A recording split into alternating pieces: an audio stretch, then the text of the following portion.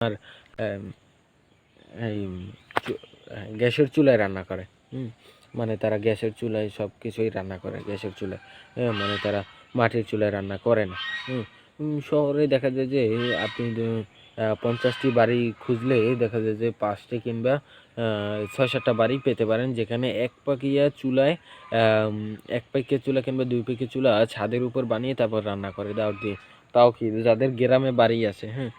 যেমন আমার বাড়িতেই একজন তার মেয়েকে দাওর পাঠিয়ে দিয়েছে, ওখানে বসে শহরে গিয়ে রান্না করে ওই দাওর দিয়ে। তাদের 2 প্যাকেটের চুলা বানিয়ে দিয়েছে, গ্রাম থেকে বানিয়ে নিয়েছে, তো সেখানে রান্না করে। তো আপনার যারা মাটির চুলায় রান্না করে তাদের খুব কষ্ট, এই গ্রামের মানুষের, ঠিক আছে? তো গ্রামের মানুষের কাছে এগুলো কিছু না, কিন্তু শহরের মানুষ এগুলো পারবে না। এক হাত দিয়ে জাল ঠেলা, মানে চুলায় দাউর কিংবা পাতা দেওয়া, আর এক হাত দিয়ে রান্না করা। তারা চারোদিকে সব নিয়ে নেয়। কিন্তু শহরের মানুষ কিন্তু দাঁড়িয়ে দাঁড়িয়ে রান্না করে, গ্রামের মানুষ এটা মোড়া নিয়ে বসে বসে রান্না করে। তো তারা কিন্তু মানে তারা যা কাজ করতে পারে তা কিন্তু শহরের 2জন মানুষের 3জন মানুষের কাজ একলা করে দিতে পারবে একজন গ্রামের মহিলা।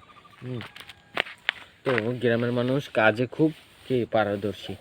শহরের মানুষ হয়তো শিক্ষিত কিংবা হয়, মানে পড়ালেখায় খুব হয়, মানে তারা মানে অফিস আদালতের এইসব কাজ পারে। হ্যাঁ, গ্রামের মানুষও তা দিয়ে কিন্তু কম না, কিন্তু গ্রামের মানুষ মানে শাকসবজি খায়, মানে ভালো কাজকর্ম করে, শরীরের উপর পরিশ্রম করে। হ্যাঁ, তার জন্য তাদের শরীরও ভালো থাকে। কিন্তু গ্রামের মানুষ, শহরের মানুষকেই পরিশ্রম করে না, তারা অফিসে যায়, হাঁটা চলা এই কাজ, তারা কিন্তু শরীরের উপর একটা প্রেশার পড়ে না। শরীর ম্যাজ করে। তো কিন্তু গ্রামের মানুষ কিন্তু আপনার মাথায় একটা বোঝা নিলে পুরো শরীরটার উপর বোঝা পড়ে, যখন ফেলায় শরীরটা একদম ছেড়ে হালকা হয়ে যায়। তো কষ্টও হয়, কিন্তু আবার তাদের শরীরও ভালো থাকে, টাইট ফিট থাকে। রোগ ব্যাধি কম হয়, রোগে আক্রান্ত কম করে। তো গ্রামের মানুষ মাঠে ঘাটে কাজ করতে করতে তারা একদম প্রফেশনাল হয়ে যায়। হ্যাঁ, মানে প্রফেশনাল হয়ে যায়, ঠিক আছে? আর শহরের মানুষ কিন্তু তেমন একটা কাজ পারে না। তো মানে আমাদের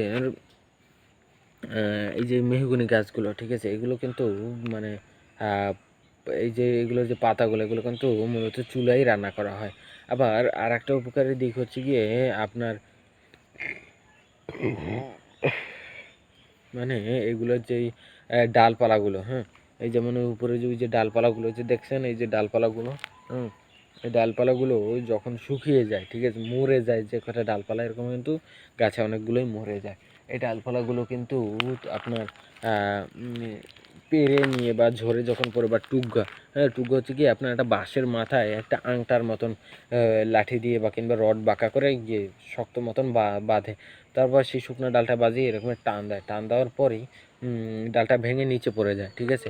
নিচে পড়ে গেলেই আপনার ওইটা ওইটা তারা ভেঙে ভেঙে ছোট আড়া বেঁধে, মানে একসাথে